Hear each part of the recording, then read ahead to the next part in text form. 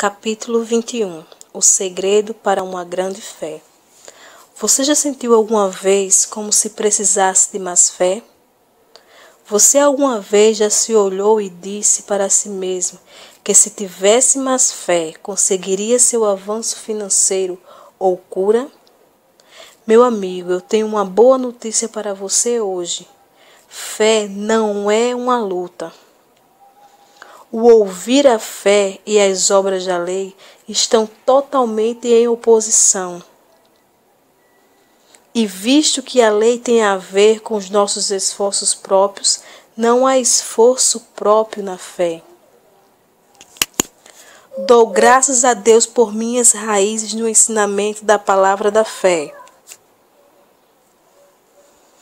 É verdadeiramente sobre os ombros de grandes homens de Deus, como o irmão Kenneth Hagin, que somos capazes de enxergar mais longe no que diz respeito ao conhecimento da palavra de Deus hoje. Ao amadurecer na fé, aprendi muito sobre ela com o irmão Hagin, que verdadeiramente tem uma revelação especial de fé, vinda do Senhor. Eu o honro e respeito profundamente por tudo que ele me ensinou. No entanto, após muitas gerações de ensinamentos de fé, há pessoas que fizeram da fé uma obra. Você já ouviu pessoas dizendo: isso aconteceu a você porque você não teve fé o bastante. Ou, você precisa de uma grande fé para alcançar essa reviravolta. Não sei como você se sente quando ouve coisas assim, mas eu sempre me sinto condenado por não ter mais fé. O ministério da desqualificação. Durante anos, o meu ministério foi um ministério que desqualificou as pessoas. Eu pregava: a razão pela qual você está doente é que há algo errado com você. Eu ensinava as 7 razões pelas quais as pessoas não conseguiam a cura. E quanto mais pregava seguindo essas diretrizes, mais eu via as pessoas não sendo curadas. Eu dizia à minha congregação: não há nada de errado com Deus, não há nada de errado com a sua palavra, então só pode haver algo errado com você. Eu pensava que aquilo era uma boa pregação, porque era o que eu tinha ouvido outros pregadores pregando também. Mas um dia, enquanto estava pregando assim, ouvi o Senhor falando dentro de mim. Ele disse: pare de desqualificar o meu povo.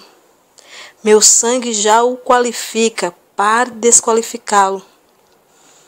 Não há nada de errado com Deus, não há nada de errado com a palavra de Deus. E por meio do sangue de Jesus, não há nada de errado com você. Receba o seu milagre. Agora eu sei que a fé é o oposto da lei, e que quanto mais as pessoas se tornam conscientes de si, mais olham para seus esforços próprios para receberem algo do Senhor.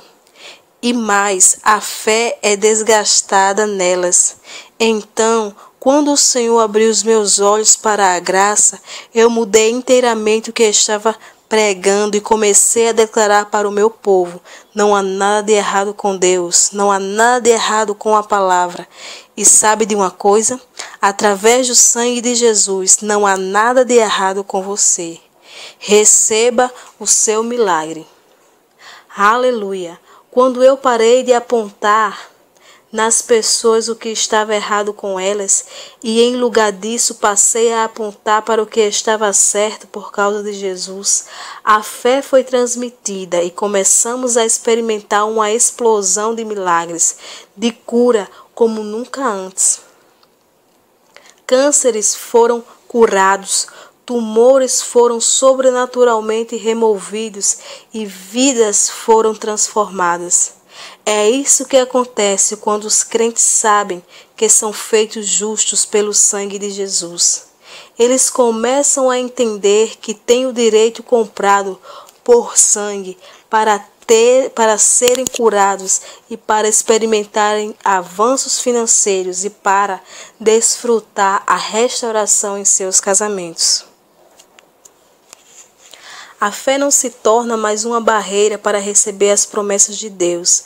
As pessoas param de pensar que são incapazes de receber transformações por não terem fé suficiente. De jeito nenhum. Quando os crentes se apropriam da revelação de que não há nada de errado com Deus, nada de errado com a sua palavra e por sua graça, nada de errado com eles, sabe o que acontece? Algo acontece com a fé deles. Começam a ver mais de Jesus, começam a se tornar mais e mais conscientes daquilo para o qual Jesus os qualificou. E quanto mais veem o que Jesus fez por eles, mais fé desabrocha dentro deles e os milagres começam a surgir. Aleluia! Amado, você não precisa desejar que tivesse mais fé para qualquer que seja o milagre que esteja pedindo a Deus exatamente agora. Veja Deus. Veja Jesus na cruz por você, e a fé que você precisa para enfrentar qualquer situação ou desafio desabrochará em sua vida. Apenas olhe para Jesus, Ele é o autor e consumador da fé. A fé vem pelo ouvir e o ouvir a palavra de Cristo. Quanto mais de Jesus você ouvir, mais a fé vai aumentar em seu coração. Aproprie-se dos ensinamentos que pregam tudo sobre Jesus e sua obra consumada. Não há poder na filosofia humana ou nas tradições do homem, mas há poder no Evangelho de Jesus Cristo. Recebi um testemunho poderoso de uma senhora da nossa igreja que apenas se sentou em um dos nossos cultos ouvindo Jesus sendo pregado. Não houve imposição de mãos ou qualquer oração específica pelos doentes naquele dia. Mas quando ela foi para casa naquela noite, ela quase desmaiou, porque um cisto que estivera em seu corpo por meses desaparecera. Todo louvor e glória a Jesus. Deus confirma a sua palavra através de sinais e maravilhas. Quando as pessoas ouvem o Evangelho de Jesus, a fé é transmitida e a cura flui.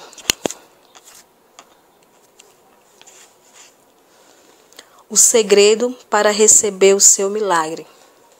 Participei de uma conferência anos atrás e me lembro de ouvir sobre todo tipo de coisas que tínhamos de fazer para receber os milagres de Deus. Por exemplo, foi dito a nós que tínhamos de fazer longas orações. Por favor, não me entenda errado. Não estou dizendo que não acredito em oração. Eu amo ir ao meu papaizinho em oração. Eu também ensinei à nossa igreja a importância de orar, especialmente orar em línguas. Mas o segredo de obter milagres em sua vida está em orar? Também tenho ouvido pessoas dizendo que a chave para o milagre está em jejuar 40 dias e 40 noites. Pastor Prince, eu gostaria que você soubesse que Jesus jejuou 40 dias e 40 noites. Bem, isso aconteceu com Jesus. Mas a pergunta que devemos nos fazer é: Jesus nos disse para jejuar? Agora eu sei que quando os discípulos de Jesus foram incapazes de expulsar certo espírito de um garoto, a Bíblia, nas duas versões, Almeida Revista Atualizada e Almeida Revista Corrigida, registra que ele, em referência ao espírito, disse: esta caixa não pode sair senão por meio de oração e jejum. Então as pessoas leem este único versículo e concluem que o segredo para o poder espiritual é o jejum. Mas você sabia que no texto original em grego a palavra jejum não aparece nesse versículo? Isso foi adicionado pelos tradutores. E se você olhar para as traduções inglesas, NACB e NVI, não encontrará a palavra jejum nesse versículo.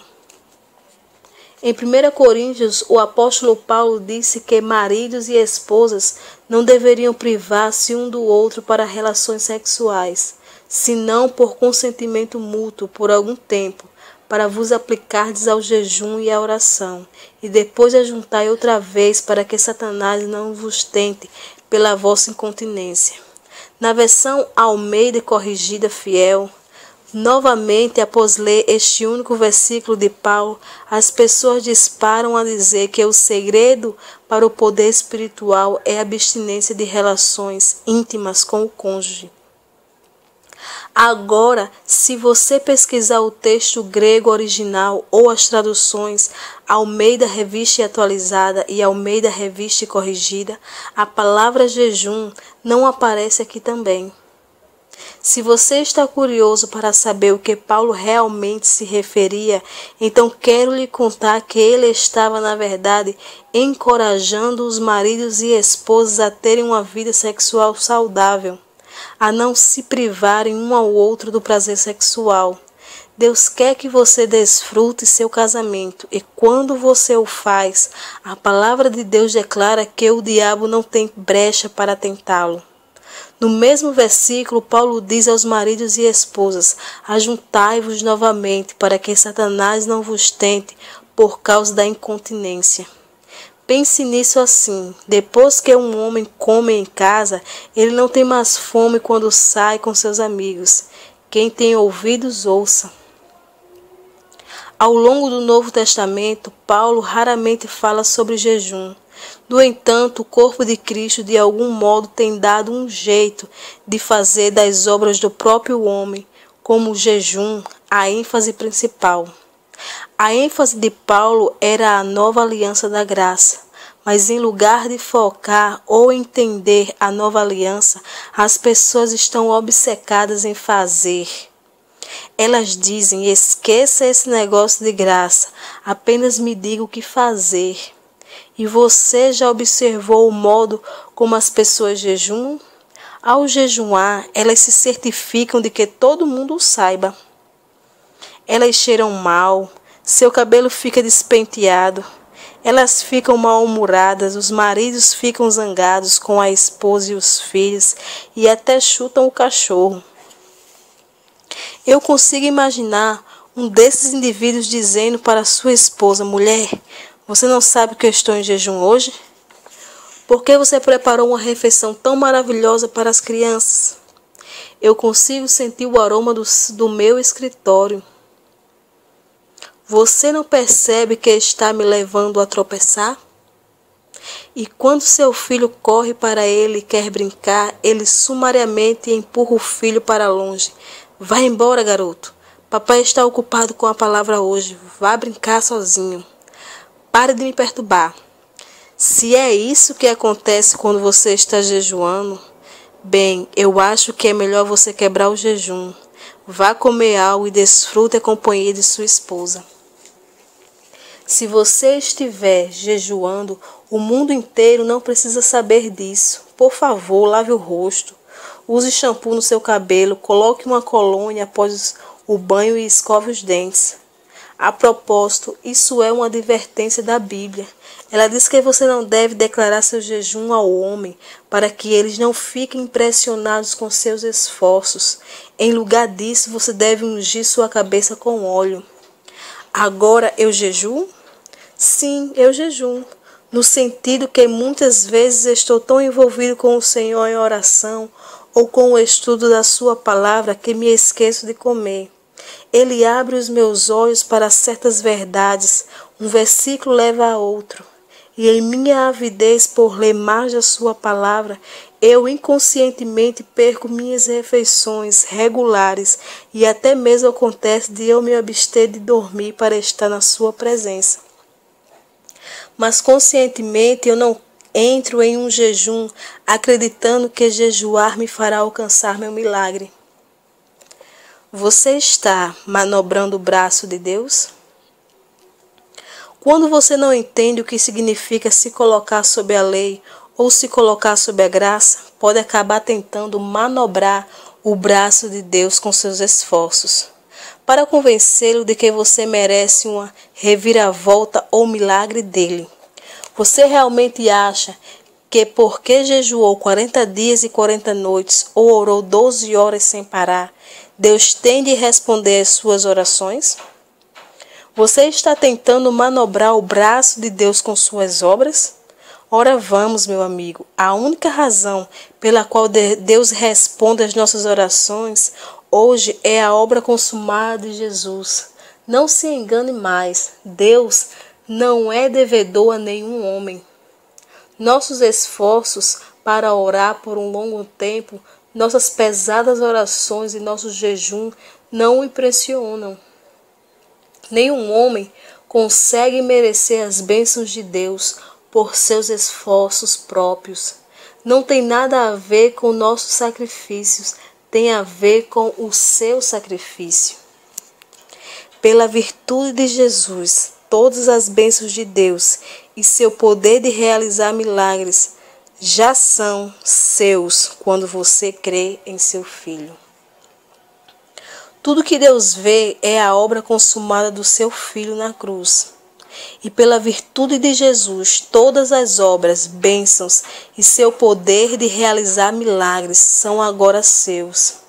Se você crê em seu Filho, ouça cuidadosamente o que Paulo disse aos Gálatas, os quais estavam dependendo de seus esforços próprios. Aquele, pois, que vos concede o Espírito e que opera milagre entre vós, porventura o faz pelas obras da lei ou pela pregação da fé? Gálatas 5.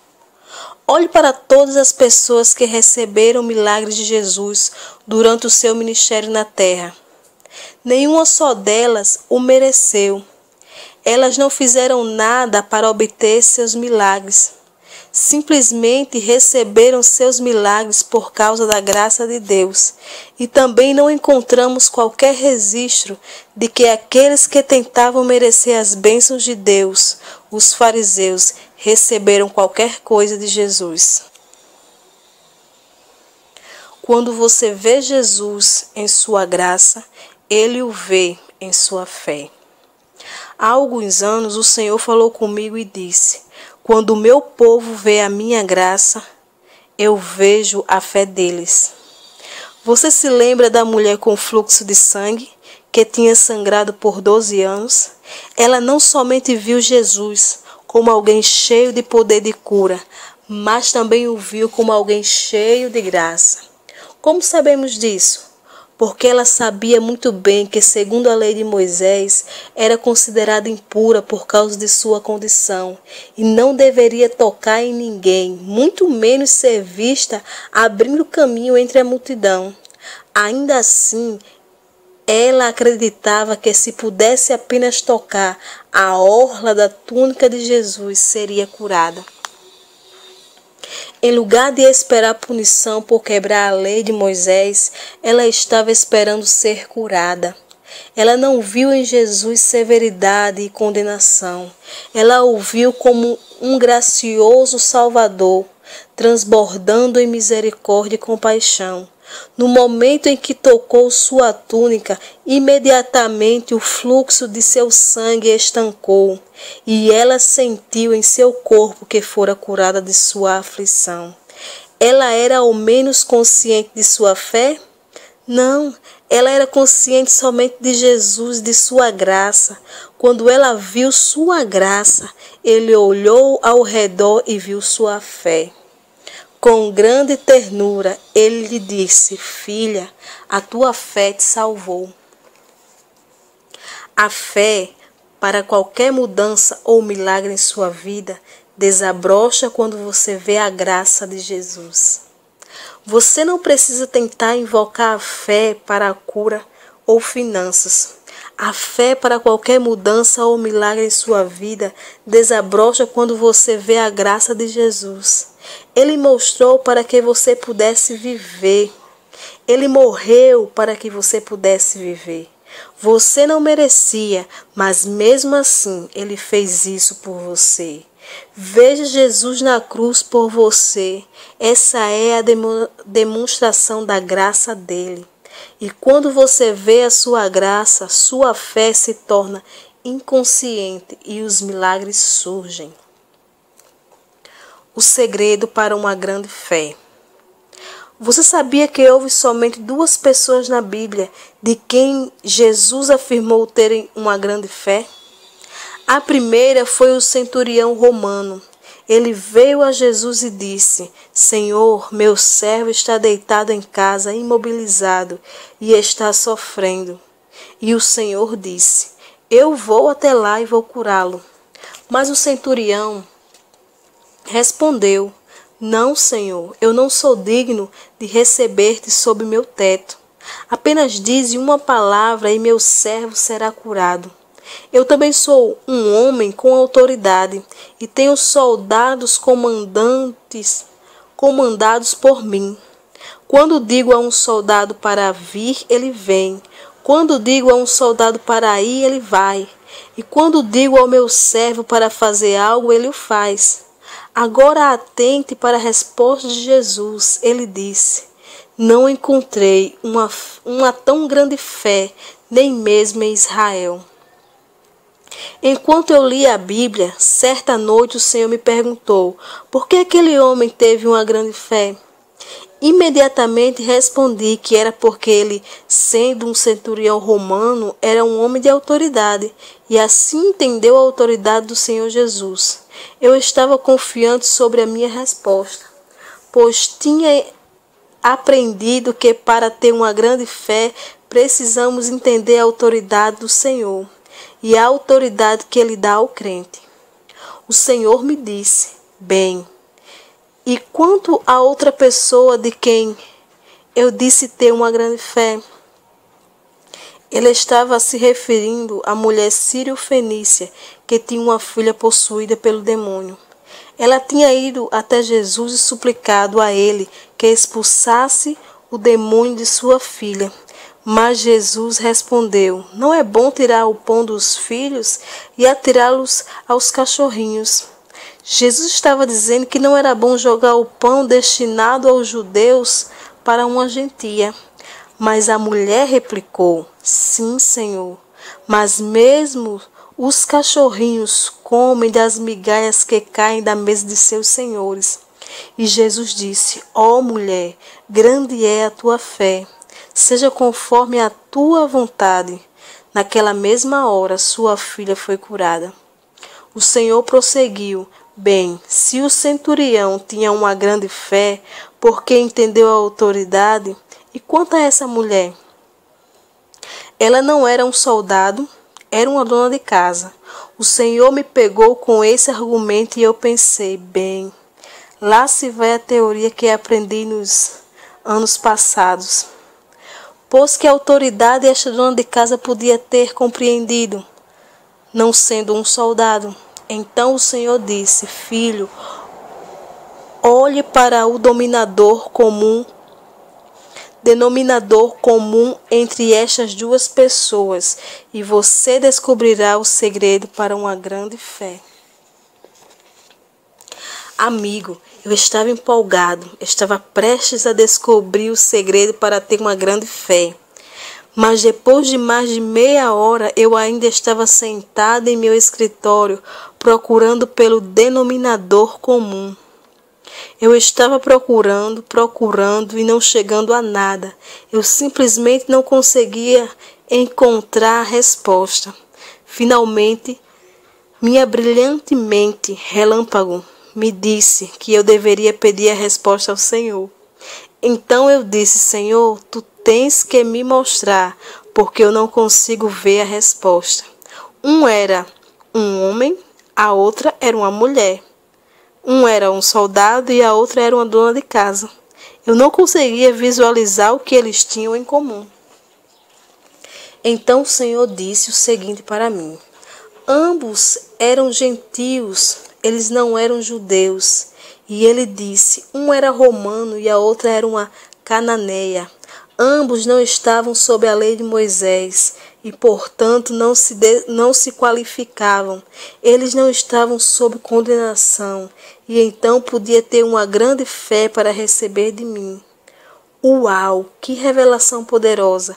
A lei é de fato oposta à fé. Você sabia que há um versículo em Gálatas que diz que a lei não é da fé? Em Romanos, a Bíblia também diz: pois se os da lei é que são os herdeiros, anula-se a fé e cancela-se a promessa. Então, claramente, não há como darmos às pessoas a lei e ainda esperar que tenham fé. A lei as desqualificará de receberem qualquer bênção do Senhor. Somente a fé em sua graça qualificará o povo de Deus e os levará a ter uma grande fé para receber o que precisam do Senhor. Este é o segredo para ter uma grande fé para qualquer situação em sua vida.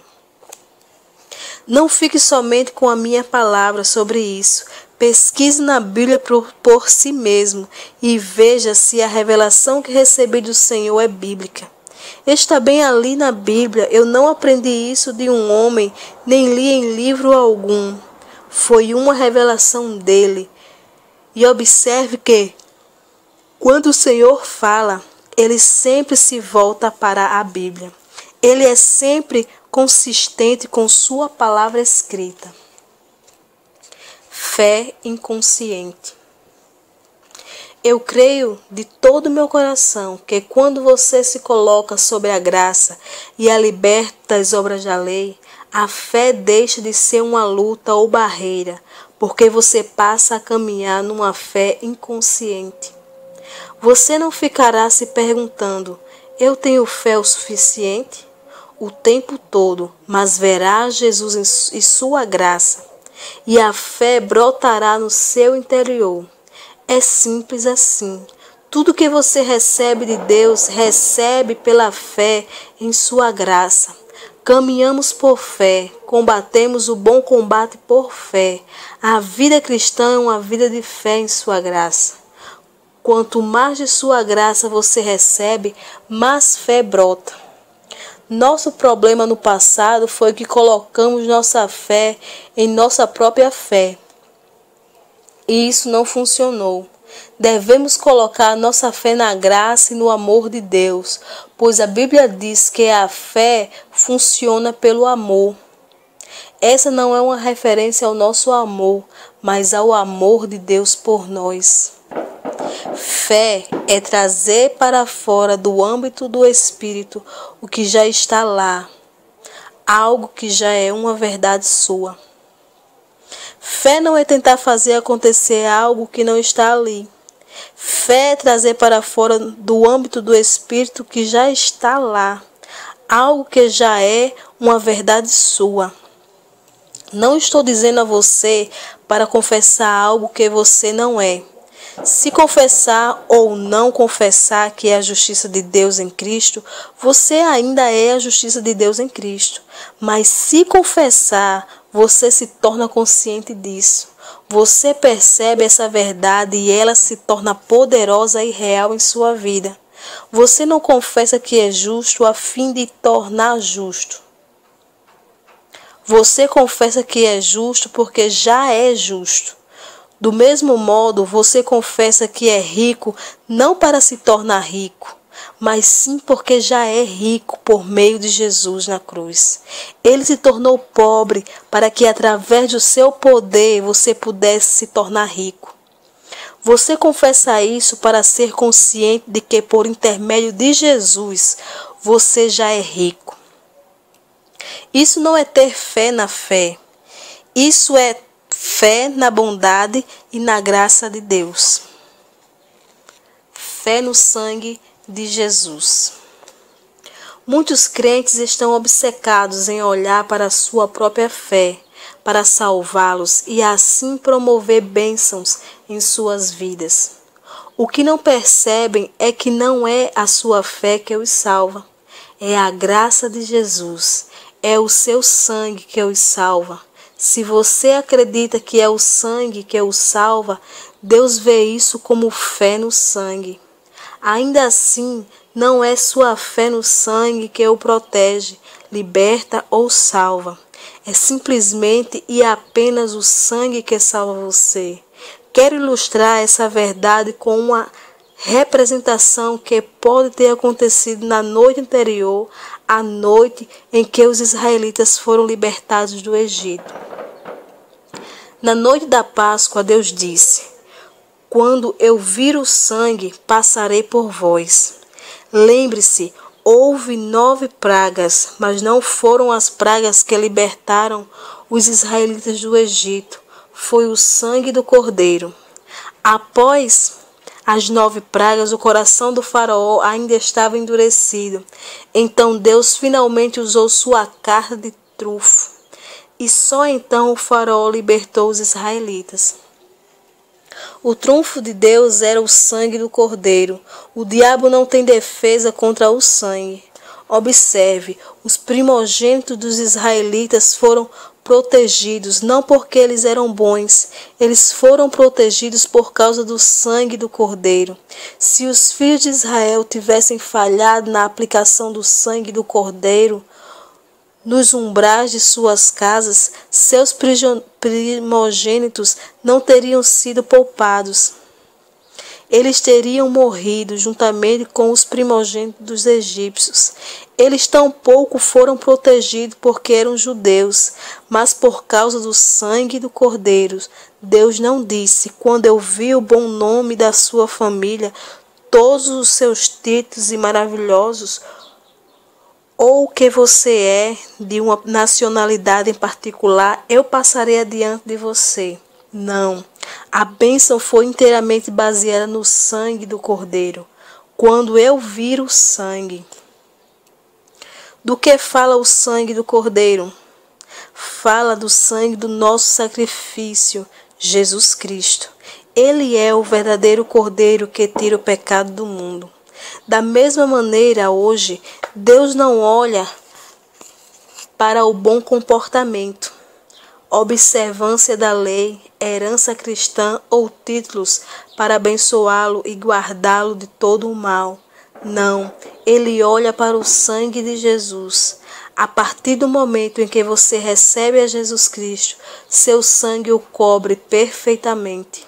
Agora vamos olhar para o modo como 2 famílias judias devem ter passado a noite naquela Páscoa. Na primeira família, da qual tanto o pai quanto o filho são primogênitos, o filho pergunta ao pai: papai, você colocou o sangue nos umbrais da porta? O pai diz: sim, filho, eu fiz como Moisés instruiu, mas realmente espero ter fé o suficiente no sangue. Papai, você tem fé o suficiente? Eu não sei. O pai encolhe os ombros desamparadamente. Eu realmente não sei se tenho fé no sangue. Enquanto ouvem os gritos e o choro vindo das casas egípcias, eles se abraçam fortemente, tremendo de medo ao longo da noite. Na segunda família, outro pai e seu filho primogênito estão esperando para passar por aquela noite significativa. Mas o aconchego de seu lar, tanto o pai como o filho estão cantando louvores e adorando a Deus. O pai sorri para seu filho e diz: filho, fizemos o que Deus nos disse para fazer. Colocamos o sangue nos umbrais e nas vergas das janelas. Agora deixemos o restante com ele. Ele nos protegerá, não precisamos temer. Eles também ouvem os gritos desoladores e o choro vindo das casas egípcias, mas continuam a cantar louvores e a adorar a Deus. Agora deixe-me perguntar a você: qual família foi libertada? Qual família foi salva? A resposta é ambas. Ambas as famílias foram libertas porque o anjo da morte viu o sangue nos umbrais e assim passou adiante com ambos os lares. A primeira família, portanto, temeu e sofreu desnecessariamente. Para a segunda família não foi nem a fé no sangue, nem seus louvores e adoração a Deus que a salvou. Somente o sangue salvou os membros dessa família. No entanto, porque na segunda família eles creram que o sangue os salvaria, não se preocuparam, nem tremeram de medo desnecessariamente, mas passaram a noite em descanso, alegria e na paz. Shalom. Quando você crê que é o sangue que o salva, Deus vê isso como fé no sangue. Mesmo assim, não é ter fé no sangue que salva você, é somente o sangue que o salva. Pare de se perguntar como seria se você tivesse fé o bastante e apenas creia que é o sangue que o salva, liberta e abençoa. Creia que é somente o seu sangue e não o seu sangue mais suas próprias obras, sua própria fé, ou seu sangue mais sua observância dos mandamentos que salva você. Pare de se perguntar se você tem fé o suficiente e apenas creia que é somente o seu sangue que o salva, liberta e abençoa. Então não fique preso à dependência de sua capacidade de ter fé, nem dependa de suas obras para guardar sua fé. Tenha uma revelação renovada de Jesus e de seu sacrifício na cruz, e você verá sua graça por você. Você não terá dúvidas de que Deus, que não poupou seu Filho, lhe dará liberalmente todas as coisas? Meu amigo, quando você vir a graça de Deus, Ele o verá em sua fé. A fé não será mais uma luta quando você vir a Jesus. Ela brotará inconscientemente e você vai caminhar em verdadeira vitória sobre cada área de derrota em sua vida hoje.